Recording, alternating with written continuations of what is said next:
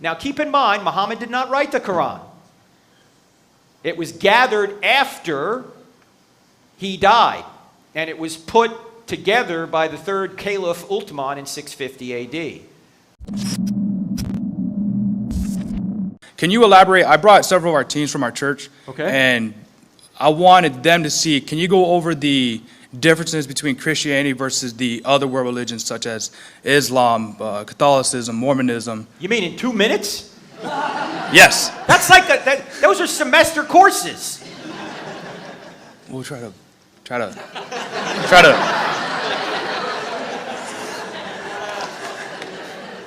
He's like some kind of radio guy behind the glass going, shorten it up, shorten it up. All right, why don't we just deal with Islam first, okay? Look, there are 3 great monotheistic religions: Judaism, Christianity, and Islam, okay?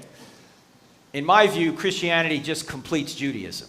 I think the Old Testament is true, Right. and I think the New Testament is true as well, so it completes Judaism. Islam comes along, well, first of all, Muhammad is born in 570 AD.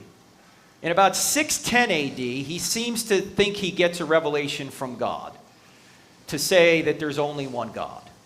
And he goes to Mecca in 622, and he tries to say, in a town that had a lot of idols, because people would go to Mecca and worship these deities, he tried to go in there and say, look, there's just one God. Allah is his name. And so they threw him out. He goes up to Medina, he begins to raid Meccan caravans, and in 630 he takes Mecca by force, but he doesn't have much resistance. He dies 2 years later, probably poisoned by somebody in 632. By 638, his followers have already taken over the Holy Land, and by 732, they've streamed across northern Africa, across the Straits of Gibraltar, into Spain, and were stopped in Tours, France by Charles Martel, Charles the Hammer, that's what his name means, Martel.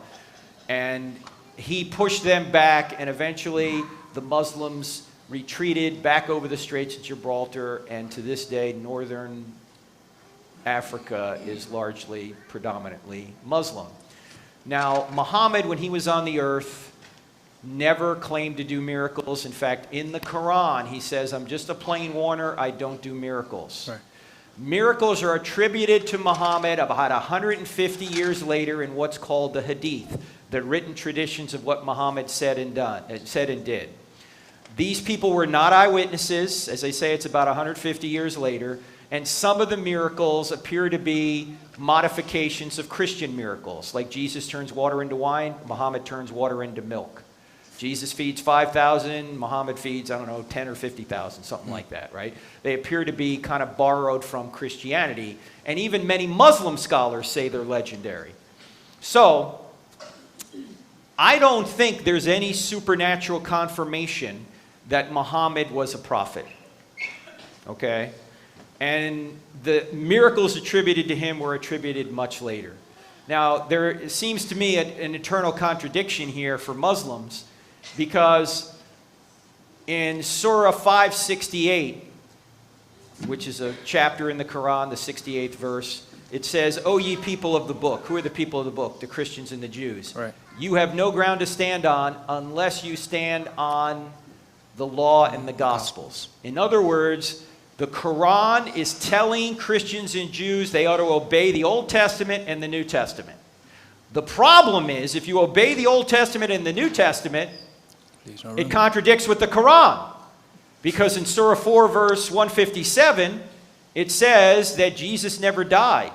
He was taken straight to heaven, so he couldn't have resurrected from the dead, because God would never kill a prophet, according to the Quran. Now, keep in mind, Muhammad did not write the Quran. It was gathered after he died, and it was put together by the third Caliph Uthman in 650 AD. Okay? There's no miraculous confirmation that Muhammad was a prophet. So it's written 600 years after the events of Christianity. Why would we take a document written 600 years later to tell us what happened to Jesus when we have eyewitness testimony of what happened to Jesus? Right. So this is why I don't think Islam is the true world religion. Now, I'm not saying everything Islam teaches is false. That's not the case.